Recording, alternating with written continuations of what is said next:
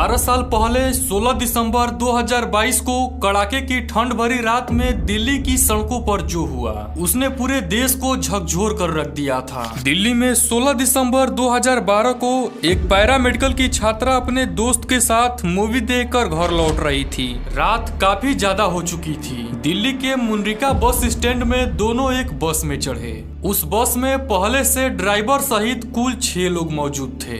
बस चलते चलते थोड़ी ही देर बाद वह सुनसान इलाके में चलने लगती है। उस बस में मौजूद लोगों की नीयत कुछ ठीक नहीं लग रही थी। इसके बाद उस बस में मौजूद लोग बस के दरवाजे को बंद कर देते हैं। कुछ गलत होने की आशंका पर लड़की के दोस्त ने आपत्ति जताई तो उस बस में मौजूद 6 लोगों ने उसके साथ मारपीट की और फिर उस पर रोड से हमला करके उसे अधमरा कर दिया। दिल्ली की सड़कों पर बस चलती रही और लड़की को बस में पीछे की तरफ ले जाकर बारी बारी से लोगों ने दुष्कर्म किया। जब उसने विरोध किया तो उनमें से मौजूद एक शख्स ने उसकी पार्ट में लोहे की रॉड डाल दी, जिस वजह से उसकी आंतें फट गई और इस हैवानियत के बाद दोनों को बस से सड़क के किनारे फेंक दिया। जी हाँ, ये वही निर्भया कांड है जिसने 2012 में इंडिया के लोगों के अंदर एक आक्रोश पैदा कर दिया।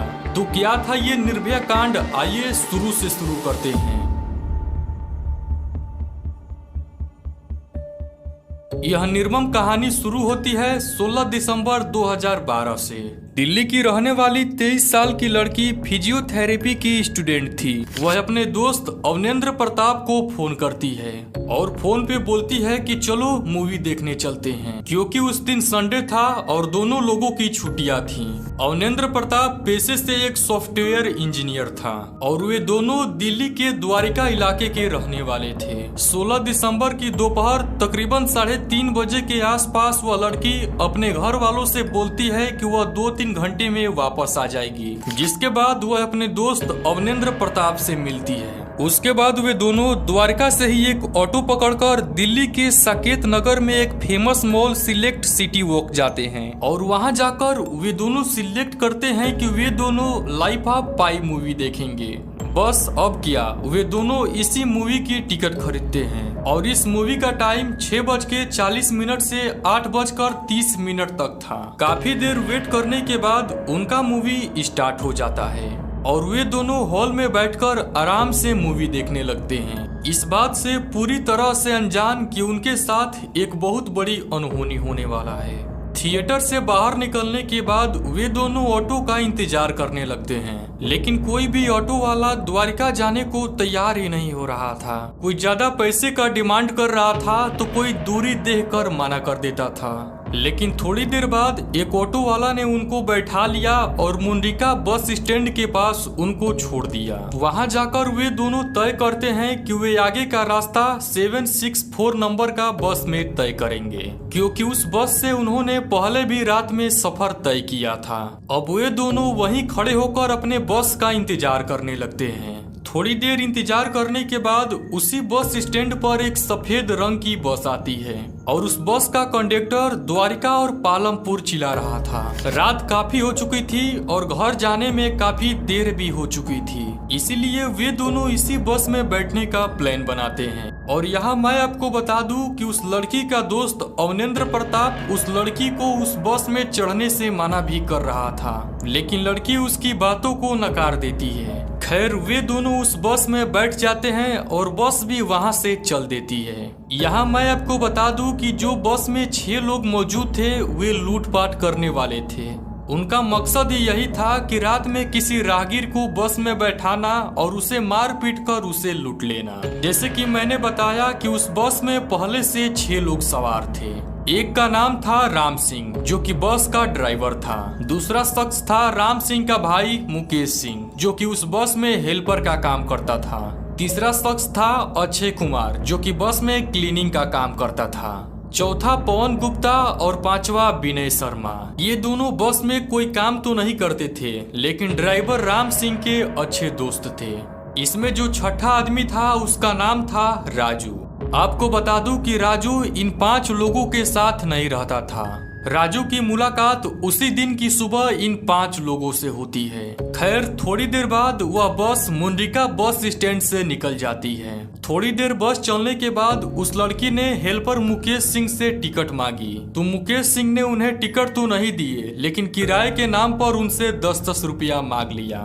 इसके बाद तकरीबन 10 मिनट के बाद ही जब बस एक फ्लाईओवर पर चढ़ी तो उन्होंने बस का दरवाजा लॉक कर दिया और बस की सारी लाइट्स भी बंद कर दी। तभी उनमें से 3 लोग उनके पास वाली सीट पर आकर बैठ जाते हैं और फिर गंदे गंदे कमेंट्स करने लगते हैं। ये सुनकर अवनेंद्र प्रताप को गुस्सा आता है। खैर ये बात तो लाजमी भी है। खैर अवनेंद्र प्रताप जब इसका विरोध करता है तो वे तीनों लोग उसे मारने लगते हैं। ये सब देखकर लड़की पुलिस को फोन करने लगती है, लेकिन कॉल लगने से पहले ही उन्होंने मिलकर उस लड़की से फोन छीन लिया।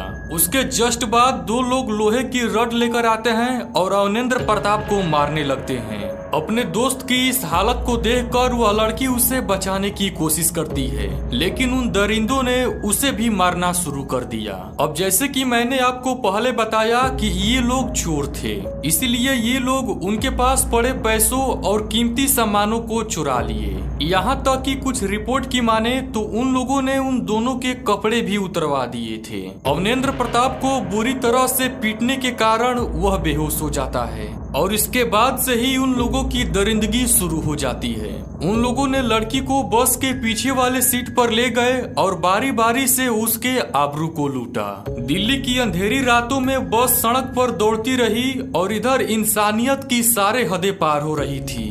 यहाँ तक कि वह लड़की अपने आप को बचाने की कोशिश भी कर रही थी, लेकिन उनमें से एक शख्स ने पार्ट में लोहे की रड ही घुसा दी। जानकारी के मुताबिक करीब 1 घंटे तक उन दरिंदों ने लड़की को नोचा घसीटा और उस लड़की के साथ खिलौने जैसे बर्ताव किया। उस लड़की का एक भी बॉडी पार्ट ऐसा नहीं था जिससे खून नहीं आ रहा हो। वह लड़की मदद के लिए बाहर की तरफ चिल्लाती रही, लेकिन ट्रैफिक शोर की वजह से उसकी चीख पर कोई ध्यान ही नहीं दिया। इसके बाद जब उन दरिंदों का मन भर गया तो उन लोगों ने उन दोनों को महिपालपुर फ्लाईओवर के पास सुनसान झाड़ियों में फेंक दिया और फिर बस को उनके ऊपर चढ़ाने की कोशिश भी की। बट यहाँ पर अवनेंद्र प्रताप थोड़ा होश में था तो उसने उस लड़की के ऊपर से बस चढ़ाने से बचा लिया, जिसके बाद उन लोगों ने वहाँ से उस बस को लेकर चल दिए। अब ये लोग 16 दिसंबर की रात दिल्ली के सड़कों पर बिना कपड़ों के कड़ाके की ठंड में लहूलुहान पड़े रहे। शरीर में सांस तो बची थी, लेकिन शरीर ही इतना जख्मी था कि सांस लेना मरने के बराबर हो रहा था।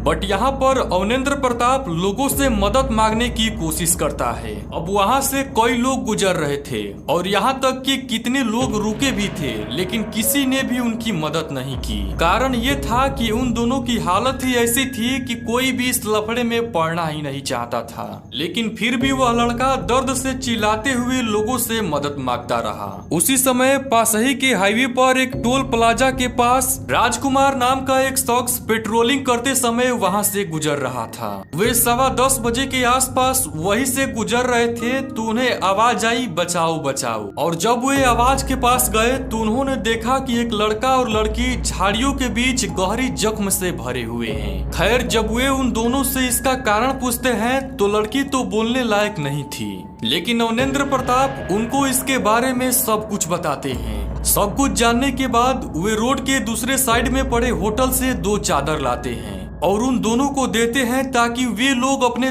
तन को ढक सके। और फिर वह तुरंत पुलिस को फोन करते हैं। लगभग 10:30 बजे के आसपास वहां पर दिल्ली के 2 पुलिस की गाड़ियां जाती है, लेकिन यहां पर एक लोचा हो जाता है। जो वहां पर पुलिस की 2 गाड़ियां गई थी वे अलग अलग थाने की थी, इसीलिए दोनों थाने की पुलिस आपस में इस बात को लेकर झगड़ने लगते हैं कि ये एरिया किसके अंडर में आता है, जबकि उन दोनों की सबसे बड़ी रिस्पॉन्सिबिलिटी ये थी उन दोनों की जान बचाना। खैर जब उन दोनों में बहस बंद होती है तो पुलिस के एक वैन में बैठाकर उनको अस्पताल ले जाया जाता है। लगभग 11 बजे के आसपास दिल्ली के सफदरगंज हॉस्पिटल में उन दोनों को लाया जाता है। हॉस्पिटल में जब डॉक्टर्स ने उन दोनों की हालत देखी तो उनके होश ही उड़ गए, क्योंकि ऐसा केस उन्होंने अपने पूरे लाइफ में ही नहीं देखा था। उस लड़की की आंतें इस कदर फट गई थी कि डॉक्टर्स को समझ ही नहीं आ रहा था कि उसको किस तरफ और कैसे जोड़े। इस बात की खबर उसी समय लड़की के माता पिता को भी दी गई और फिर उस लड़की को ऑपरेशन वार्ड में ले जाया गया। थोड़ी ही देर बाद जब इसकी खबर दिल्ली के बड़े ऑफिसरों के पास पहुंची तो साउथ डिस्ट्रिक्ट की डीसीपी छाया शर्मा खुद इस बात का इन्वेस्टिगेशन करने के लिए सफदरगंज हॉस्पिटल पहुंची।